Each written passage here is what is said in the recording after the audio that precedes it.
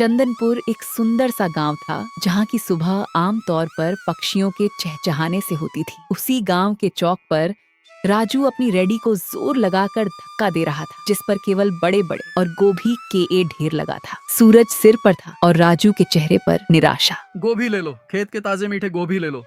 अरे राजू, कल भी तो गोभी ही लाया था। क्या तेरे खेत में इसके अलावा और कुछ नहीं उगता? घर में सब अब गोभी देखकर मुंह बनाने लगे हैं। क्या करूं ताई, खेत में फसल ही यही हुई है। बहुत सस्ती दे रहा हूँ, 4 किलो ले लो।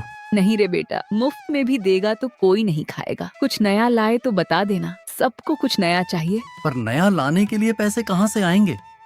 अगर आज ये गोभी नहीं बिका तो कल का चूल्हा भी नहीं जल पाएगा।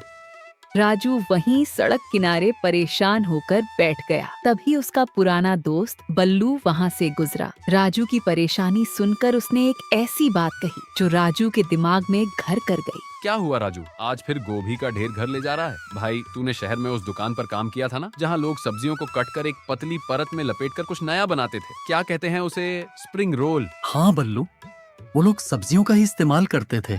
उस शाम राजू घर लौटा तो उसके मन में एक ही धुन सवार थी। उसने अपना सबसे अच्छा गोभी उठाया और उसे बारीक कद्दूकस करना शुरू किया। वो रसोई में मसालों के साथ कुछ प्रयोग करने लगा। खुशबू फैलने लगी तो उसका पड़ोसी रहीम चाचा अंदर आए।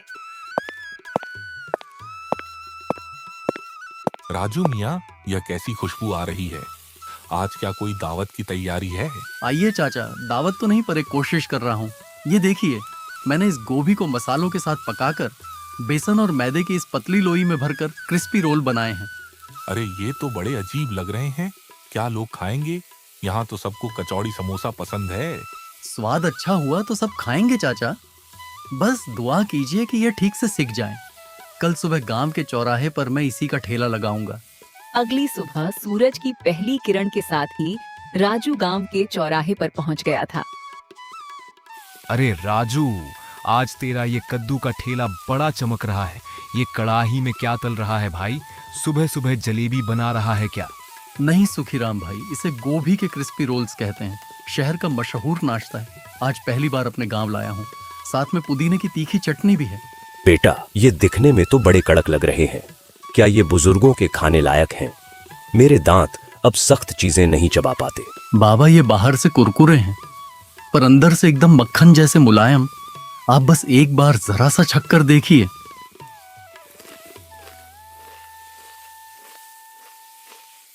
वाह राजू, ये तो वाकई कमाल की चीज है।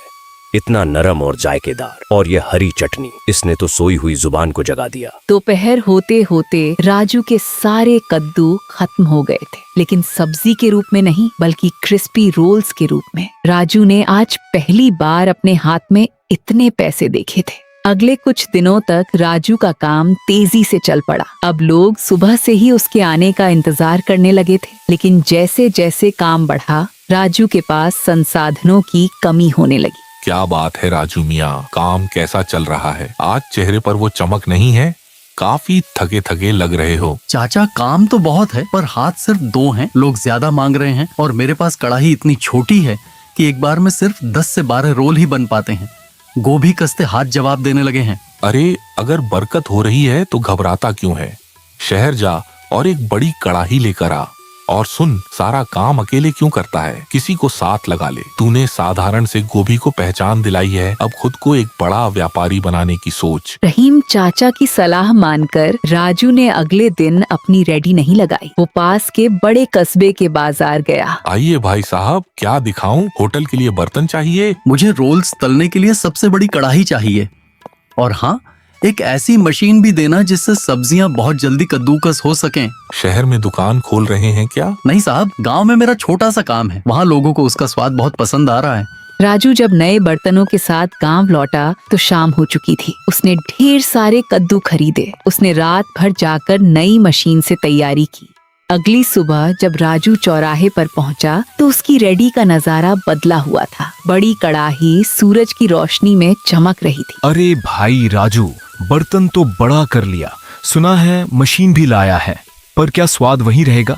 अक्सर मशीन से काम बढ़ने पर लोग जायका भूल जाते हैं। सुखीराम भाई, जायका तो मेरी मेहनत में है, मशीन में नहीं। मशीन से बस मेरा समय बचेगा। और आज मैंने चटनी में खेत का ताजा धनिया भी मिलाया है। राजू, ये क्या शोर मचा रखा है? पूरा गांव यहीं जमा हो गया है क्या? प्रणाम सरपंच जी, कुछ नया शुरू किया है। कद्दू के क्रिस्पी रोल्स हैं, आप भी जरा चक्कर देखिए।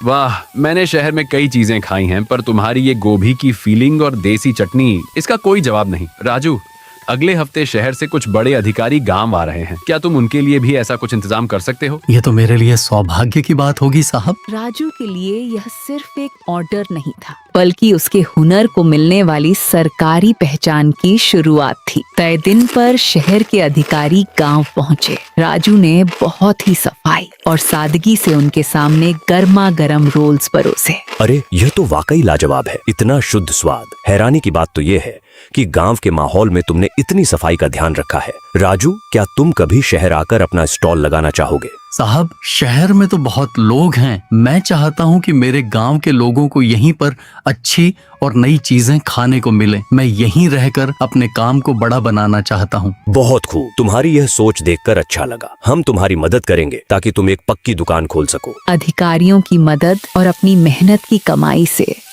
राजू ने आखिरकार गांव के मुख्य चौराहे पर एक छोटी सी पक्की दुकान खोल ली। अब उसे धूप और बारिश की चिंता नहीं थी। अरे भाई राजू, अब तो तू सेठ बन गया। इतनी सुंदर दुकान। सेठ नहीं सुखीराम भाई, बस आप सबका प्यार है। दुकान पक्की हो गई है, पर स्वाद तो आज भी वही मिट्टी से जुड़ा रहेगा। देखा राजू मियाँ, जहाँ तू कभी गोभी का ढेर लेकर उदास बैठा रहता था, आज वहाँ तेरे नाम की धूम मची है। ये सब आपकी बातों का असर है चाचा। अब मैंने सोचा है कि मैं गांव के 2 और बेरोजगार युवकों को यहाँ काम पर रखूंगा। राजू भाई, अब तो सोशल मीडिया पर भी तेरी दुकान की बड़ी चर्चा है। मेहनत का कोई विकल्प नहीं होता बल्लू। आज जब मैं पीछे मुड़कर उन कद्दू से भरी रेडियों को देखता हूँ तो मुझे गर्व होता है कि मैंने हार नहीं मानी। तो दोस्तों, आप लोगों को यह कहानी कैसी लगी कमेंट करके जरूर बताएं। और ऐसी कहानियों को देखने के लिए वीडियो को लाइक करें और चैनल को सब्सक्राइब करें।